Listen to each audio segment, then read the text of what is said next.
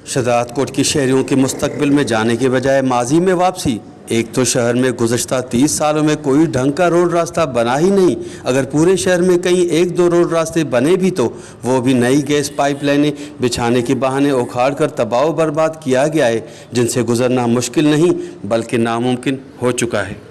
पहले तो ये तो परेशानी है, यहाँ पे गैस वालों ने पाइपलाइन तो रोड तोड़े हुए हैं बिल्कुल। या वहाँ पे पुल हमारी नहीं बनी हुई है, पुल में बिल्कुल रास्ता नहीं है। हम किधर जाएं, किसी को बोले एडमिनिस्ट्रेटर को बोलते हैं, वो बोलता है पब्लिक हेल्थ वालों के पास चले जाएं। पब्लिक हेल्थ वालों के पास से जाते हैं, वो बोलते हैं चेयरमैन के पास जाएं। हम किधर जाएं?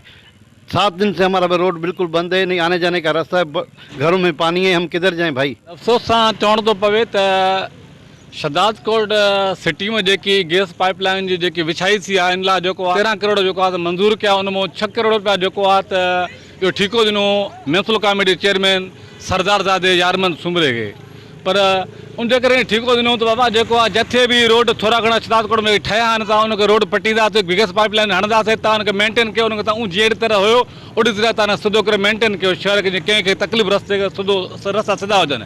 पर अफ़सोस सां चवणो थो पए 6 करोड़ रुपया जेको आहे कढाए करे हिनमहिल त शहजादकोट जो हर रोड जेको आहे खंडरा तो ॾेख ॾेई रहियो आहे। कंहिं बि रोड ते जेको आहे का बि हिननि मेंटेन चेयरमैन साहब न कई आहे। चेयरमैन साहब रुॻो पंहिंजो पेट भरण में पूरो आहे। शहर शहजादकोट खे हिन जेको आहे वेतर तबाह बर्बाद करे छॾियो आहे। पर अफ़सोस सां चवणो थो पवे त शहजादकोट शहर में जेको आहे त हिते वॾेरा सरदार पीर मीर सरदारज़ादा चेयरमैन हूंदा, शहजादकोट शहर त छा पर मां त सही सिंध मुकमल तौर ते तबाह बर्बाद हूंदी। असीं जेको आहे पाकिस्तान जे आला इदारनि खां इहा मुतालबो था कयूं त ख़ुदारा जेको आहे शहजादकोट में जेको चेयरमैन आहे उन जेको आहे त 6 करोड़ रुपया जो कढाया आहिनि। 13 करोड़नि मां शहजादकोट हिनमहिल ताईं को बि कमकार न थियो आहे। तव्हां ॾिसो पिया पाण त शहजादकोट में जेको आहे त गैस पाइपलाइन आई हुई आहे, पर उनखे मेंटेन न कयो वियो आहे। रुॻो करप्शन करण में पूरो लॻो पियो आहे चेयरमैन। ऐं असांखे ॿुधण में इहो आयो आहे चेयरमैन साहिब ने 6 करोड़नि मां 2 जेको आहे वीगो गाॾियूं वठी आयो आहे। हिकिड़ी कारे कलर जी आहे, ॿी 1.25 करोड़ जी आहे, ॿुधो अछे कलर जी आहे, जो चेयरमैन साहिब शहर में जेको आहे घुमे पियो। भई अफ़सोस जी ॻाल्हि आहे, शहजादकोट जो पैसो आहे शहर ते ख़र्चु कयो वञे, पंहिंजे बंगला न ठारायो, गाॾियूं न वठो ख़ुदारा। सुभाणे अॼु तूं चेयरमैन आहे कुर्सी ते वेठो आहे, 4 साल तो जॾहिं पूरा थींदा तो चेयरमैन न हूंदे त किथे कंहिं प्रोग्राम में या किथे तोखे को शहर वारो ॾिसे तो सलाम त करे।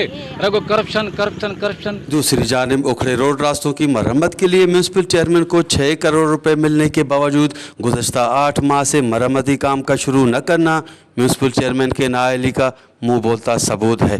कैमरा टीम के साथ गुलाम अली ब्रावई, वॉच टीवी, शहजादकोट।